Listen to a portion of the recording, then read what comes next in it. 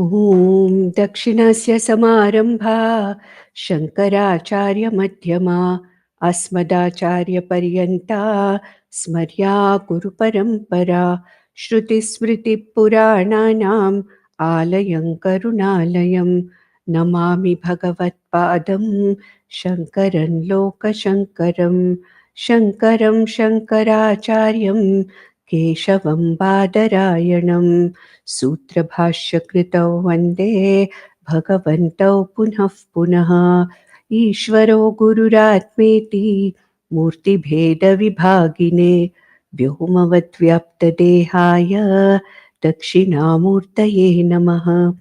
परिज्ञानाश्रम श्रीगुरुशङ्कर परिज्ञानाश्रम शङ्कर सद्गुरु केशव वामन कृष्ण पाण्डुरङ्ग आनन्द परिज्ञान गुरु सद्यो जात शङ्कर सद्गुरु गुरुर्ब्रह्मा गुरुर्विष्णु गुरुर्देवो महेश्वरः गुरुः साक्षात् परब्रह्म तस्मै श्रीगुरवे नमः।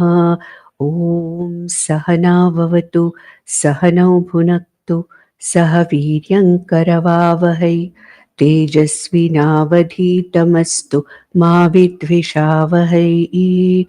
ॐ शान्ति शान्ति शान्तिः. So we have these last 3 sutras in the first section, where the very phalam of this parabhakti is talked about. And as I said earlier also, Narada Bhakti Sutra talks about parabhakti, not aparabhakti. Parabhakti, or what is called as the jnanam, jnani bhakti, or a bhakta who is a jnani. So according to Narada, in Narada Bhakti Sutra, parabhakti is nothing but this jnanam. Because when you say aparabhakti or bheda bhakti is okay initially, ultimately one has to come to abheda bhakti. Abheda bhakti is knowledge, nothing else. Therefore, when we see this Sutra 4, Sutra 5 and Sutra 6, these are not sutras actually, they are more of sentences. We are finding here that there are more of sentences here than the sutras.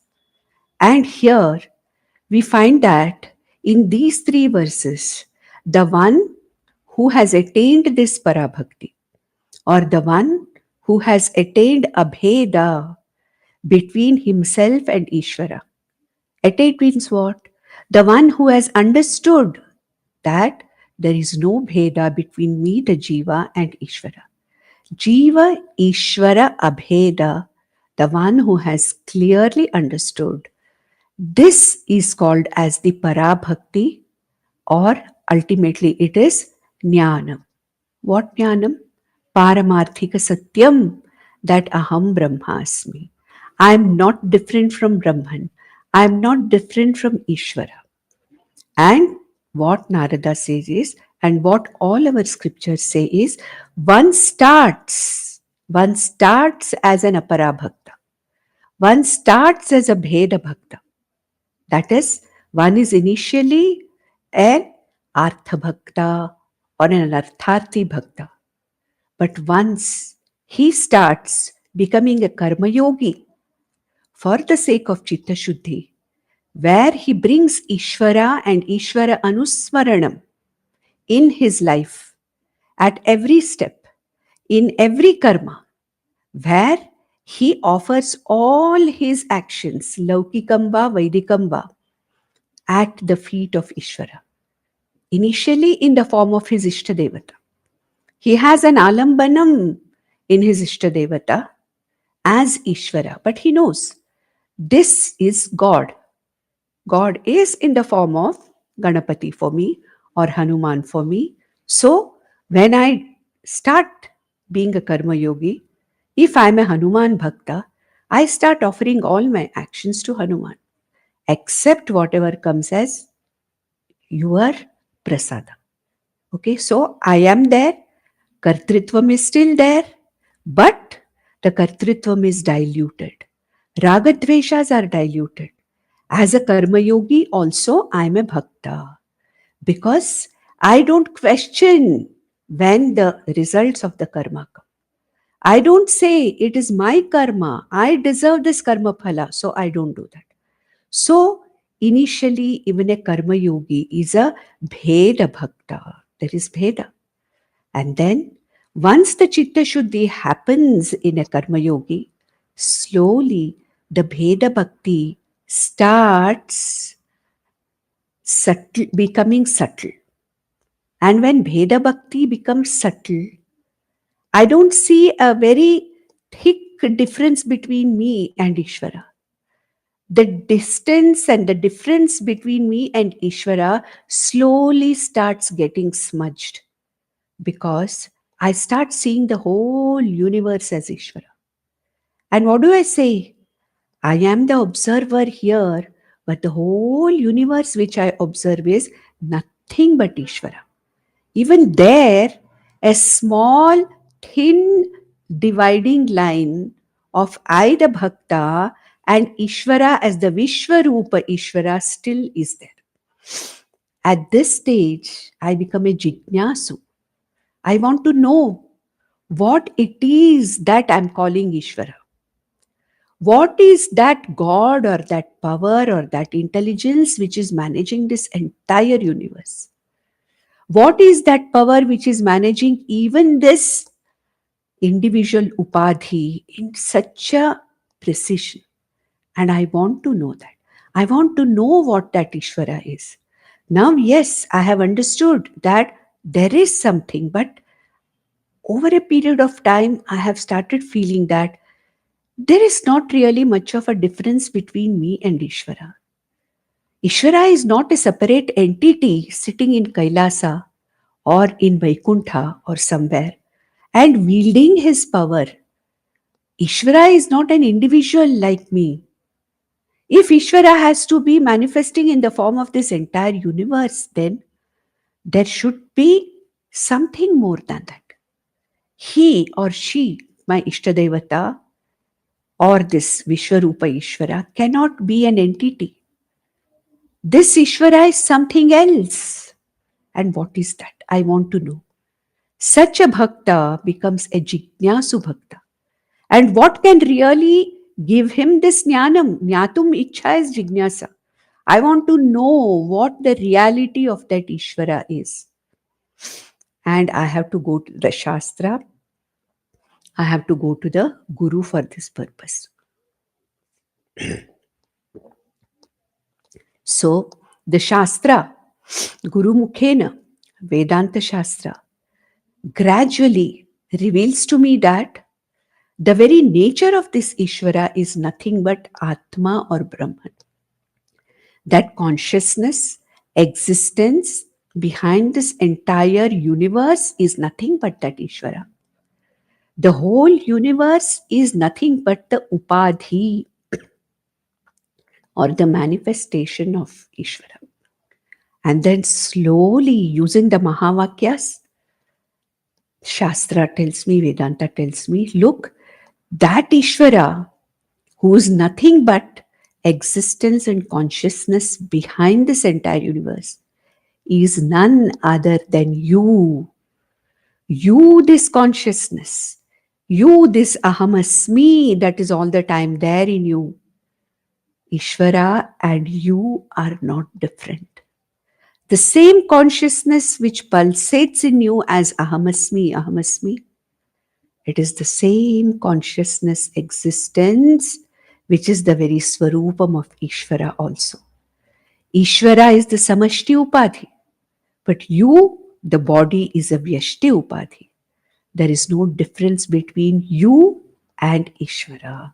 Using Mahavakya Vichara, talking and teaching Mahavakya.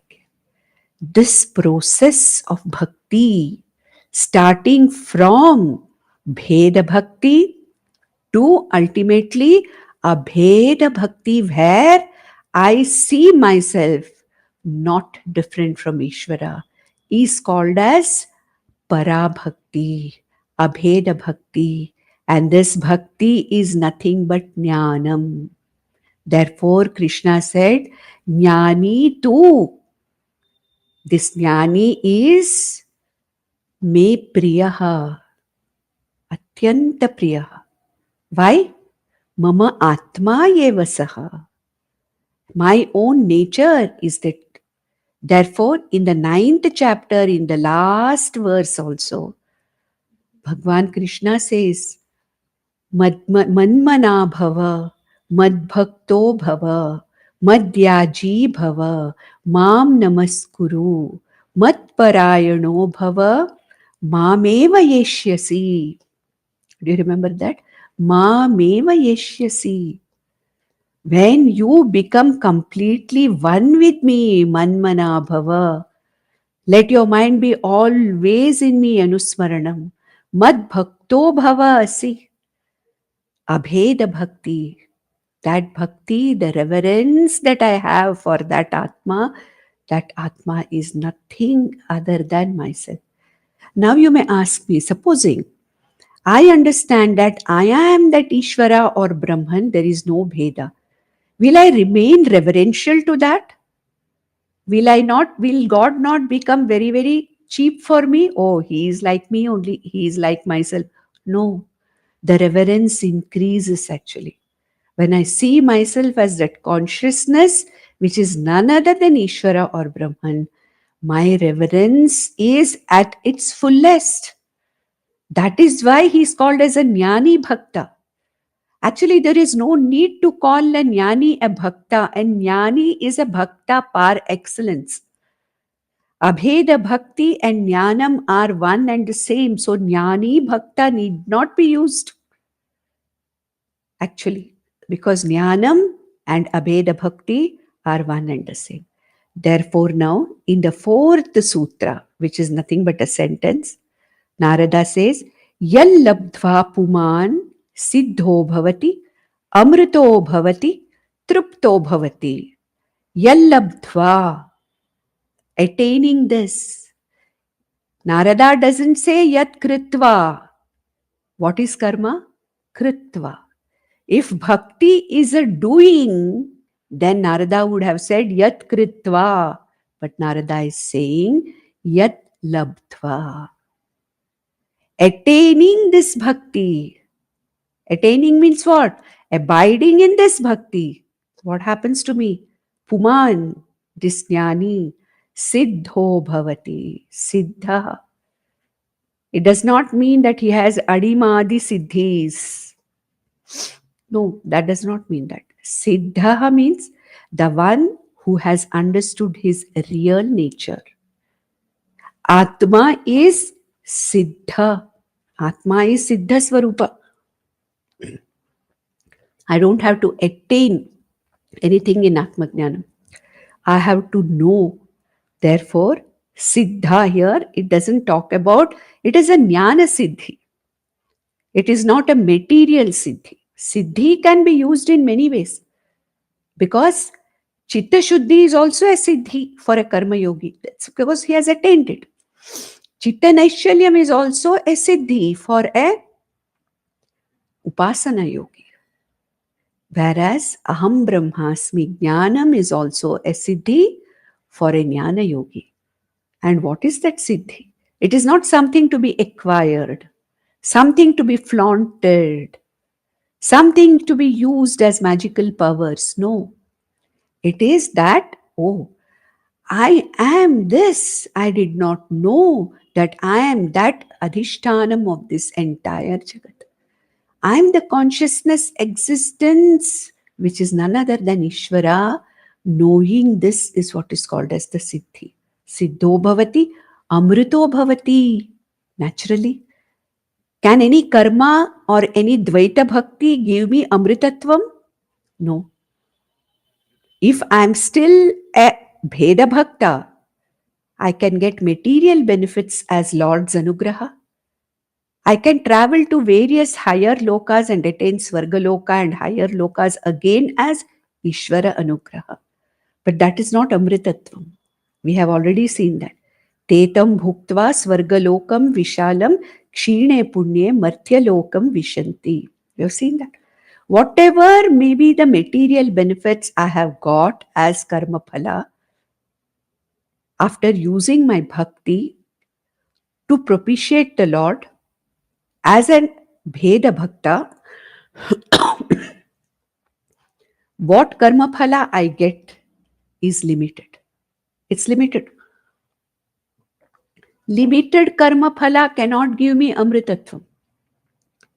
What is the meaning of amritatvam? Understanding the immortal nature of myself. I don't become immortal, as I told you in the last session.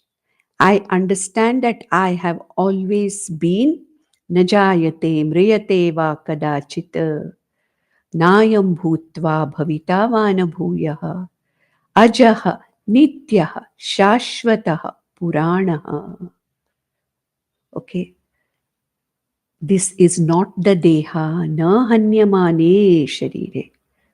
I am not the destructible body, but I am the indestructible, infinite, unborn, undying, unvarying consciousness. This is the meaning of Amritatva. Even a jnani will go through the sufferings of the body. Even a jnani will have jara, mrityu, body for the body. The jnani is also afflicted by the shadurmis, which we talked about in the Vedantadindimah. But he is neither the body, nor the mind, nor the sense complex. He knows he's abiding in his amritatvam, amritasvarupa atma. He or she, the jnani, very much aware that whatever afflictions are there are only for the anatma, body, mind, sense complex. I am the amritatva swarupa atma, unafflicted by any of the shad urmis afflicting the body, mind, sense complex. Amrito bhavati, tripto bhavati. There is no atripti. With karma phala, there is always atripti, no? Have you not observed? Whatever phalam we get out of doing something, even if it is some act of bhakti towards Ishvara for the sake of achieving something, will that karma phala, even though Bhagwan will give the phalas through my Ishtadevata, he'll give the phala, whatever I want. Putreshana, Vitteshana, Lokeshana, all the Yeshanas, I will get. But are these phalas that Bhagwan graces us with, are they permanent? No. There is always a tripti. I want more. I want something else. I want something different. So here it is tripti because I am the infinite Atma. I am the Purnatva Swarupa Atma. I am the Ananta Atma, Ananda Swarupa Atma, Ahamasmi. This is the Parabhakti. Jnanam. Parabhakti is nothing but Jnanam. So Yallabdhva. With this Parabhakti, ultimately, the Jnani becomes a triptaha. There is no atripti in him. There is no question of any wanting. There is no question of becoming. And we started the 5th sutra also. He says, Yat prapya na kinchit vanchati, na shochati, na dveshti, na ramate, na utsahi bhavati. So now, Yat prapya, again, not yat kritva, yat prapya, having understood that aham brahmasmi iti jnatva. This is prapya, parabhaktim prapya, na kinchit vanchati, no longer any wants, na kinchit. Kinchit means what? Nothing is there to desire. Nothing. Why? Tripto bhavati. We have seen in the previous verse. I am a triptaha. I have that purnatvam. I am the purnatva swarupa atma. I have nothing nothing to gain from anything anymore. The whole universe belongs to me. All the anandas that I can get from the world of objects is nothing but my reality, my swarupa. Therefore, I have no apurnatvam, no wanting anything, no becoming anything, no going somewhere to get the peace, security, and happiness. Because I know that I am the very source of that inexhaustible, infinite peace, security, and happiness. So when na kinchit vanchati, okay, that is why, kinchit vanchati means a person who has no spriha. Spriha means what? I want this. I want more of this. I have something today, then I say, it was so nice. I want to experience it again. I want to see more of it. I want to eat more of it. I want to experience more of it. Always that longing which is there called as spriha. There is no more spriha. Na kinchit vanchati.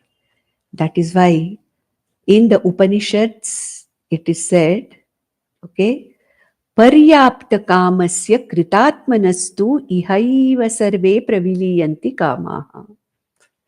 You remember that in Kathopanishad? Paryapta kamasya kritatmanastu ihaiva sarve praviliyanti kamaha. That means what? Kritatmanasya, the one who's a kritatma, a sthita prajna, a person who is a jnani bhakta, kritatma. Paryapta kama, he is paryapta kama. All that had to be enjoyed has been enjoyed. Paryapta kamasya kritatmanastu, he is a typical sthita prajna or a jnani bhakta, abheda bhakta. Paryapta kamasya kritatmanastu sarve kamaha ihaiva praviliyante. Here and now, sarve kamaha, all desires, all wantings, all sprihas get completely resolved by themselves. They drop away. Now the next question will come.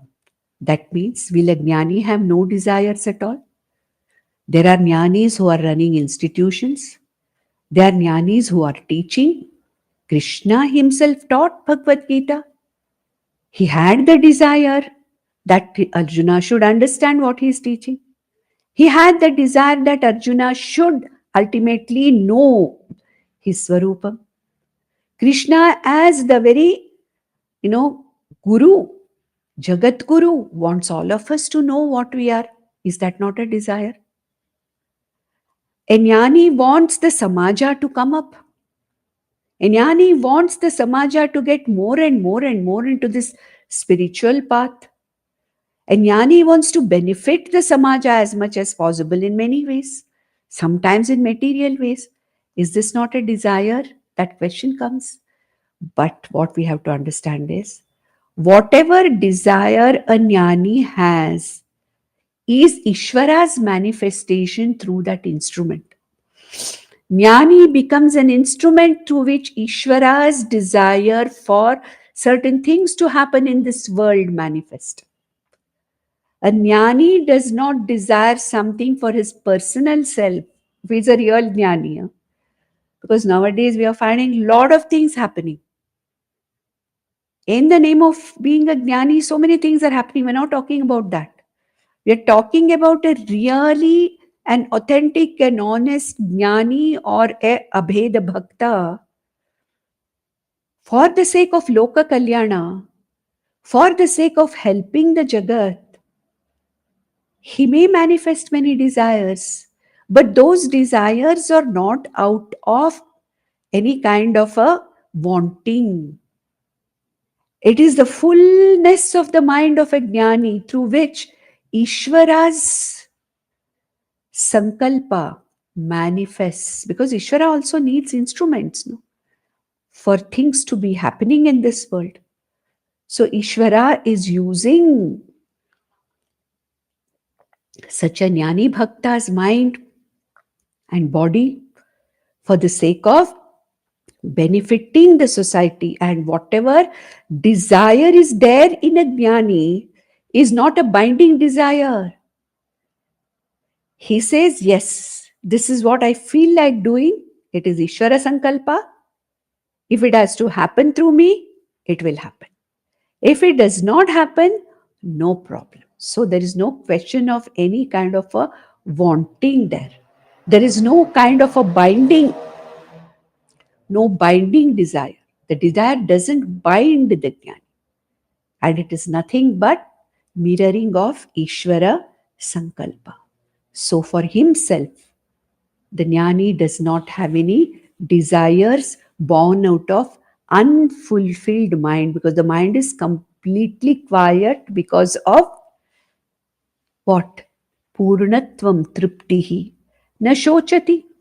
Next word, naturally, na shochati. What is the shoka due to? Shochati means is no longer sad.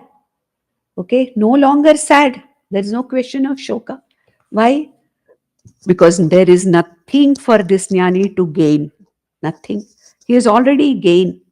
Kritakrityaha, paryapta kamaha. He is nothing to gain from the world. Nothing to gain from the objects of the world. Nothing to gain from the relationships. Nothing to gain from people. Nothing to gain. When do we have sorrow? Samsara is a sorrow. Why? I am incomplete. I want something to fulfill myself.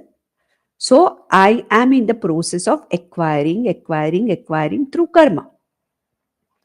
Correct? Yoga. Yoga means what? Getting something which I don't have. Once I get what I have, what I don't have, once I get what I don't have, yoga, then I have to take care that I protect it. Shema. I am all the time worried, shoka, that I may lose what I have. It may lose the value. I have this, it may lose the value. It may not be useful for me anymore. It may be stolen away from me, taken away from me, or I may myself go away from it. So what happens here? There is an anxiety about how to maintain it, the fear of loss, the fear of not getting what I want. That is shoka. I want something because I want to feel equal to the others who have it. I don't have it. So I am worrying. I have sorrow because I don't have something that somebody else has. Then I get what I want, but that's not enough. Today, I'm happy that I have got this. Tomorrow, no. I see somebody else who has much more than me. I want more. I want more. All the time that I want, iti atruptikaratvam, which is there in me, like a tambura shruti behind all the time. That is causing me the samsara. Raga, moha, shoka. That is samsara. We have seen that. Right from Arjuna Vishada Yoga, we have seen that. Raga, moha and shoka. Raga, desire, unfulfilled feeling. Moha, the delusion that this world of objects and people and situation is going to fulfill my desires. And then shoka, because it doesn't. The world of the objects does not fulfill my desires. I still remain the wanting person. I still want to become something, reach somewhere. I am not happy being. Who am I? I am the Atma, which is the being. No. My moha is that world outside becoming something will give me more happiness. Having something will give me more happiness. That is my shoka. When I have nothing to gain, when I have nothing to reach, when I have nothing to lose, because I know nothing belongs to me. Nothing belongs to this body, mind, sense complex. Everything is Ishvara's gift temporarily to be enjoyed by this jiva. That's it. Whether it is children, whether it's siblings, whether it's spouse, or whether it's money, or whether it's status, or whatever it is. Ishvara's grace and my punya prarabdha or papa prarabdha, because of which I get certain things. And for the time being, they are with me. I'm the custodian of that grace from Ishvara, and any time it can go back. I have to return it to Ishvara with thanks. Ishvara doesn't wait. Your prarabdha required that you get this particular thing. Yes, as a karma phala dhata, I have distributed it to you, but don't think it's permanent. It is my grace because of which, and your earning of your punya prarabdha, anytime it can be taken away from you. You are only temporarily in charge of all these things, glories, whatever are my glories. Anything, money, property, beauty, age, qualifications, whatever it is, all your glories are only that much. So, where is the question of shoka? I'm not afraid of losing anything because I know really nothing belongs to me. I'm not having the delusion that I should get something to make me happy. I don't have the wanting, not interested in becoming. Where is the shoka? Na shochati. That's why Narada said, Narada himself went to his brother Sanat Kumara and said, Atmavit. Okay? Na shochati. Na shochati Atmavit.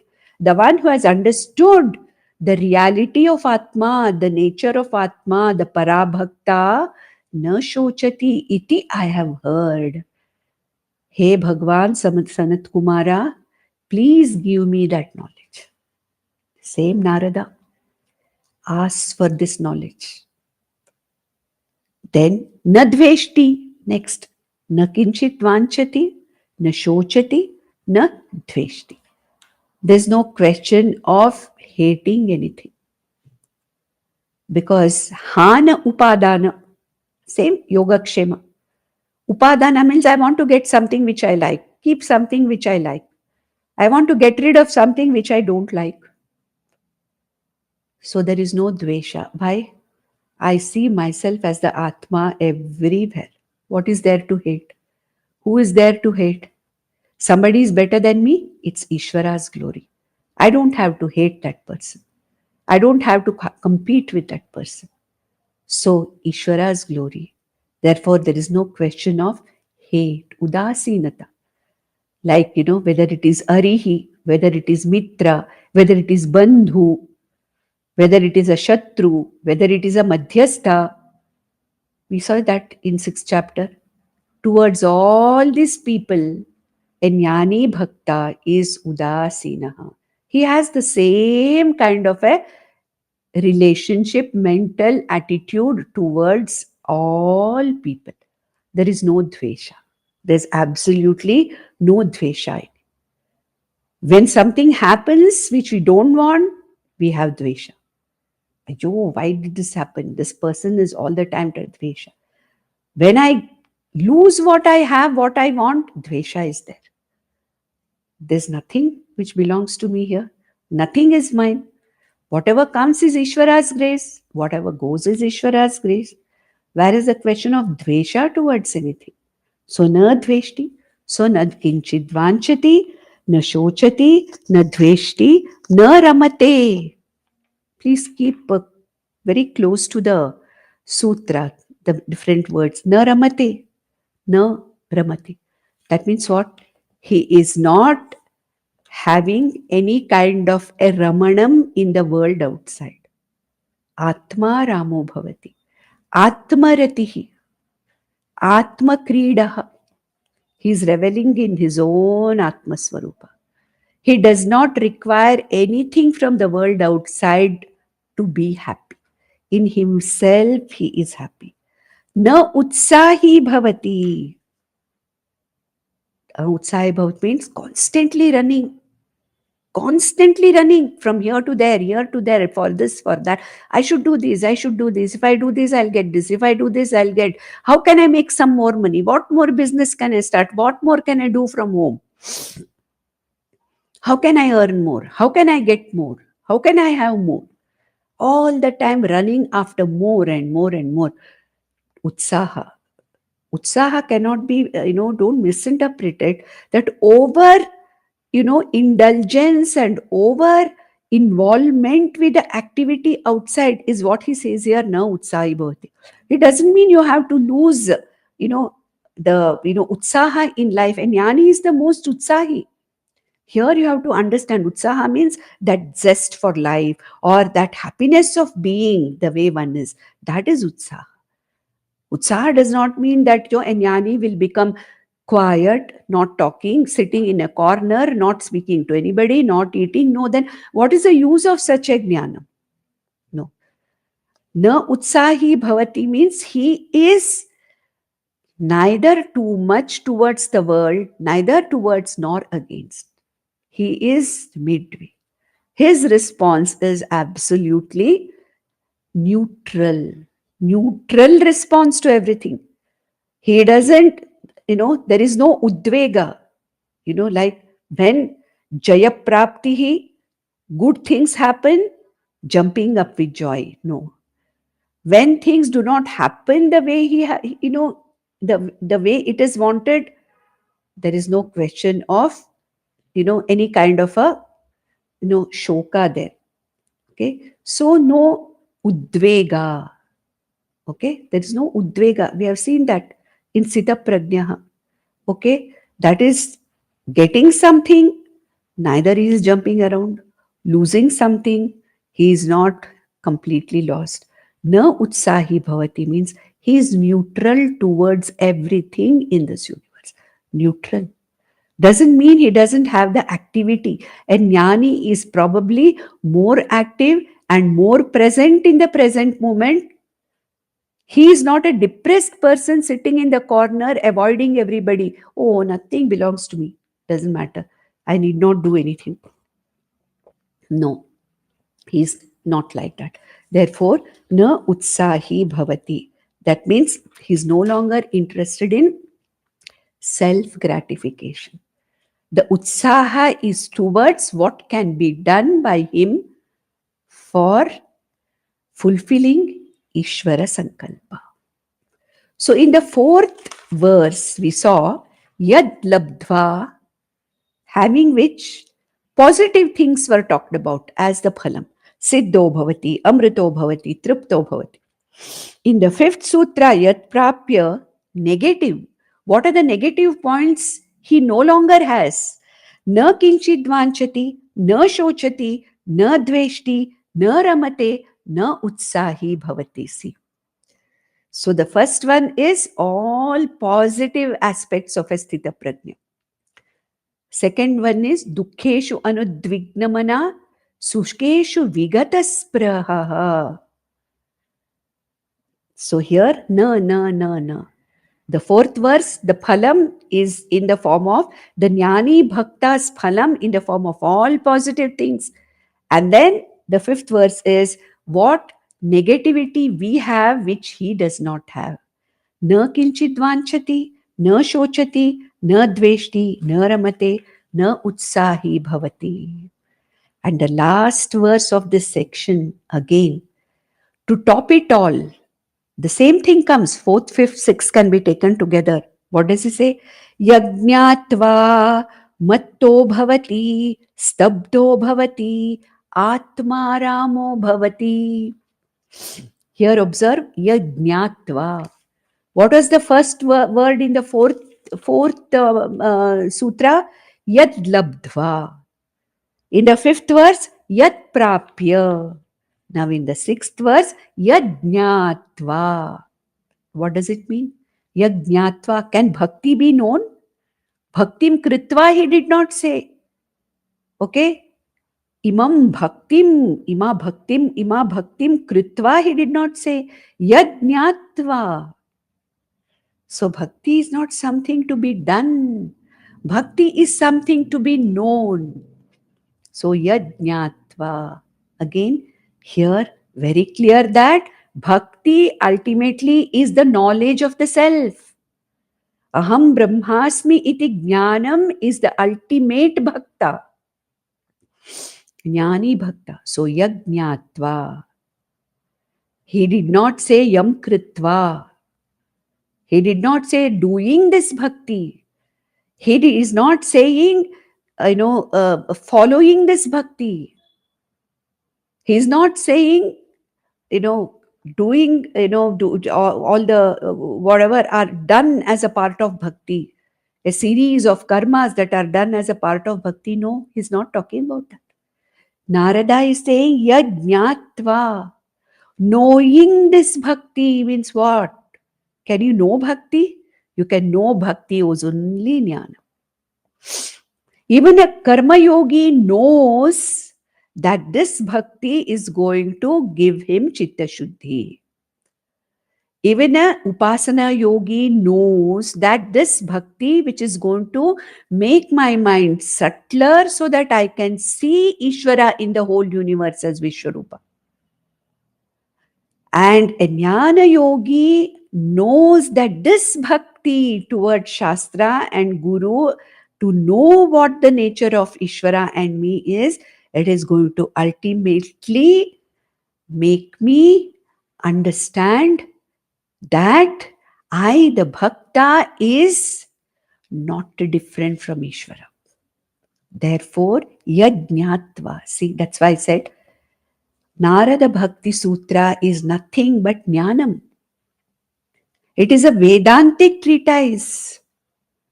It is not talking about right from the first section of the first chapter. It is not talking about what to do, how Shodasha Upachara Pujava, or it is Panchayatanam Pujava. It's not talking about that. He's talking about bhakti in the form of the ultimate Atma Jnanam, Yajñatva, knowing which Matto Bhavati. Matto Bhavati means he is, Matta means we can say intoxicated. But we cannot take that as intoxicate, because each jnani is intoxicated in his own knowledge in a different way. Mirabai sang and sang and sang. Nothing really made any difference for her. That, abiding in that Atma Swarupa as nothing but Krishna, she just sang. Chaitanya Mahaprabhu danced his way, kirtanam and dancing his way. That expression of joy can be in any form. And this jnani is all the time happy. Nothing affects him. Many people mistake such a jnani for a mad person. It is known. Many times a jnani is misunderstood for a mad person. There are instances in the lives of these jnani bhaktas where people have thrown stones on them, chased them away because they are mad people. Mattaha bhavati. Mattaha means he is atmaniramati. That's why he says atmaramo bhavati. He says atmaramo bhavati. Last, atmaramo bhavati. Atmarama means atmaniramati. There's no question of requiring anything else to rejoice. He's rejoicing. Matto bhavati means rejoicing. And that joy may express itself in many ways. Many other jnanis may express themselves in many ways. Ramana Maharishi just sat quietly. He didn't do anything. He neither sang nor he danced or nothing. He just remained aloof, alone, available for everybody.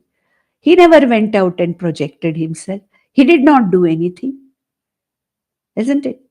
So, other jnanis, depending upon the people around them, in their state of Atmaramaha, they start teaching others, depending upon their adhikaritvam.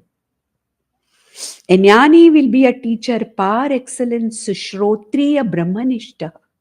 A Shrotriya Brahmanishta Guru who will teach this jnanam, which has liberated him from samsara. So, how a jnani bhakta, I won't say react, responds to this jnanam. How a bhakta, jnani bhakta, is seen after jnanam. It all varies depending upon that particular person's constitution and prarabdha.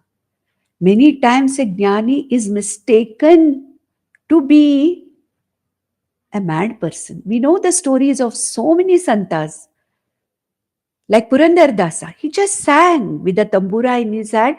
He just sang and sang and sang and went. They all thought he was mad. A Shetty who was doing so much of business, he just leaves everything and just takes a tanpura and goes on singing. So people think many times people, call a person, a jnani, a mad person, mattaha bhavati. No, it's one of the expressions of that knowledge. That's all. Stabdo bhavati. Stabdaha means what? Silent. There's no need to speak anything. His presence speaks for himself or herself. No need to speak. No need to deny anything. No need to support anything. Because everything is Brahman. Everything is Bhagwan. Everything is Ishvara. I don't have to win any arguments. I don't have to, hit anybody with my this arguments.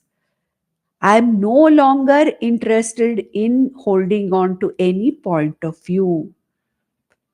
Silent I am. I'm not interested in convincing anybody. I'm not interested in taking away the wrong ideas of, oh, you are wrong, that's not thing, this is correct. Nothing. Stabdo bhavati. Silent, quiet. Udasinaha we saw. He may be sitting in a group. People may be talking about so many things. He is udasina. Doesn't mean he doesn't listen. He may listen. And nothing. He's just silently listening. That's all. He may not even give his opinion. Even when he's asked for his opinion, he will not say anything. He'll just smile and keep quiet. Okay, you carry on. You discuss whatever you want to. Stabdo bhavati. I have no opinions to give. I have nobody to convince. I have nothing to convince because everything is Ishvara. Everything is Brahman. Therefore, there is nothing there. Stabdo bhavati. Atma Ramo bhavati. Atma Ramaha. That this person is revealing Atma Ramo bhavati. It seems this was the state that the gopis were in. The gopis of Vrija, of Gokulam. Like nothing mattered to them. They were so much, abiding in that Krishna Swarupa as themselves. They were all parabhaktas. Nothing mattered to them. And their mind and their heart was so much abiding in that Krishna Swarupa, Krishna Bhakti as parabhaktas. Nothing really mattered to them. They were considered as mad people, mattaha. They were stabdaha, they are silent. Because they know that whatever anybody says, it does not matter to them. So here, the three verses, the three sutras, which we cannot call sutras here, the three sentences or the three verses talk about yat labdhva, yat prapya, yat jnatva. Certain positive, in the positive way, being talked about purnatvam, tripti, ananda, etc. Negative, lost, na kinchit vanchati, na ramate, na dveshti, na utsahi bhavati. So, in these three verses, the phalam of this jnanam, the phalam of this parabhakti is talked about here. With this, the first chapter, first section is over. We need not take it as sections because it's a continuous thing, 85 verses. But certain books have actually, if you see, there's nothing like that. But for the sake of convenience, some authors have divided it into certain chapters. Now we'll go to the 7th sutra. Okay. And here, what is the characteristic of this parabhakti? That is what is talked about. We talked about what is parabhakti. First verse, bhaktim vyakyasyamaha. Second verse, satu asmin para prema rupa. Then we saw about what all are the phalas of this Advaita Abheda Bhakti. Now, what is the characteristics of this Jnani Bhakti or Jnanam, what are the characteristics? Is there something unique about it? Is there something different about it? In what way is Parabhakti different from Aparabhakti or Bheda Bhakti? This kind of, what it is, how is it the most superior thing at various levels of bhakti? This Parabhakti, what is its uniqueness? That is what is being talked about here in the next few verses. So let's go to the 7th sutra. He says, Sa na kamayamana nirodharupatvat sa bhaktihi parabhaktihi na kamayamana. There is no desire in it. There is no desire. The bhakti is not meant to fulfill any desire. This bhakti is not meant to fulfill any desire. Na kamayamana. This bhakti has absolutely not an iota of any kind of a desire in it. There's no even lavalesha of putreshana, vitteshana or lokeshana. Bhagwan, I am doing this puja to you because I want to get out of this difficult situation. No such desire. Bhagwan, I want to do this particular puja, this particular karma as a bhakta because I want your grace in getting my children married. No. Parabhakti, real bhakti, does not have even an iota of desire in it. Na kamayamana. Once I bring in any desire in it, Bhagwan, I will do this for you, you do this for me. When this business barter starts, like I say, hey Venkatramana, you give me this, I will come and put so much money in your hundi. What is this? Bhagwan, you do this for me, I will come to this temple and I will do Tula Bhara and I will give you as many coconuts as I am weighing. So many kgs. Nothing wrong, nothing wrong. Sarve yete udaraha, Krishna said. Nothing wrong with Dvaita Bhakti, please understand. Initially, when I don't see the total picture, when I do not know what Ishvara is, Dvaita Bhakti is very natural. There is nothing wrong. That is why Krishna himself says, Artha Bhakta, Artharthi Bhakta, Jignasu Bhakta, Jnani Bhakta, and he says, Sarve yete udaraha. All of them are great. Even an Artha Bhakta is great because he's coming to me for help. He has understood that he is helpless and he needs the help of something bigger than him. And he has chosen me, Ishvara, as something which can give him what he wants. Whether to get out of his situation, whatever is unpleasant situation, or to get what he wants. So, sarve yete udaraha, nothing wrong in that. So, initially, Artha Bhakti, Artharthi Bhakti is kamayamana. Desire in it, full of desire. When it comes to Jignasu Bhakti, there is some kind of a kama. God, I want to know you. Hey Ishvara, who are you? I want to know you. The desire has become a little subtler. There it is desire for Ishvara. Whereas in Artharthi Bhakti, the desire is for material gain or benefit. But in a Jignasu Bhakta, the desire is for Ishvara. And a Jnani Bhakta, too, there is no desire at all because I know I am that Ishvara. So here he is talking about, the Jignasu Bhakti or the Jnani Bhakta. Sa na kamayamana.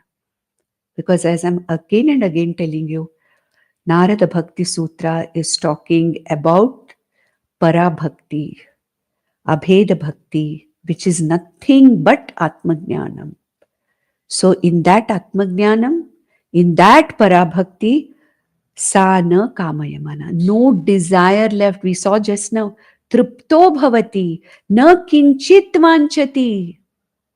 So where is the kama in that? There is no question of kama in that. So, sa na kamayamana. Why? Nirodha rupatva.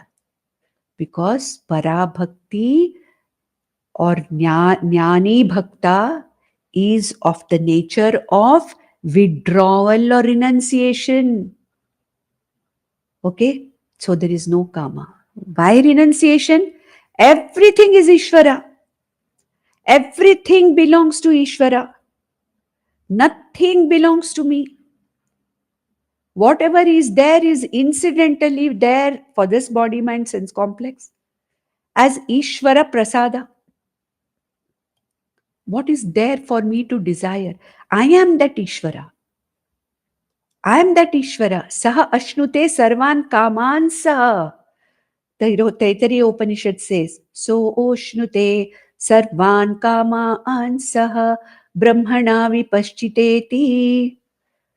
So saha, this jnani, the one who has seen I to be not different from Brahman, saha ashnute sarvan kaman, saha, together, it's as though all his desires are fulfilled. And when all your desires are fulfilled, what is there? Total vairagyam is there, isn't it? When you are completely up to the brim with satisfaction, what are you wanting? Nothing.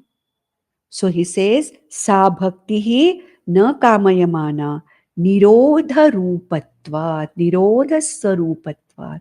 This bhakti is of the nature of renunciation.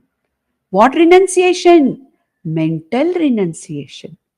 No more the mind is running after getting anything. No more is there na kinchit vanchati. The mind is no longer wanting anything, asking for anything. So nirodha rupatva. It is nothing but of the nature of renunciation. Renunciation means I don't want anything. I am you. I'm already that fullness. Isn't it? That sarvatah samplutodaka sthaniye that we have seen. Isn't it? When a person is wanting water from small ponds here and there, yavan artha udapane sarvatah samplutodake. If that whole place is full of pure, clean drinking water, will I go after this small ponds for water? Apuryamana achala pratishtha, I am that of the nature of ocean, whether water rains into it or not, I am not bothered. So where is the question of wanting here? So that bhakti na kamayamana nirodha rupatva. That bhakti ultimately is of the nature of total mental, emotional renunciation, not wanting anything. The 8th verse says, what is this nirodha? We'll stop with this. Read this one. Nirodhastu loka veda vyaparanyasaha. So let us see what this means in our next session. Nandantu sadhaka sarve vinashyantu vidushakaha avastha shambhavi mestu prasannostu gurus sada sarve bhavantu sukhinaha sarve santu niramayaha sarve bhadrani pashyantu ma kaschit dukham apnuyat. Om Shanti Shanti Shanti. Om Tat Sat.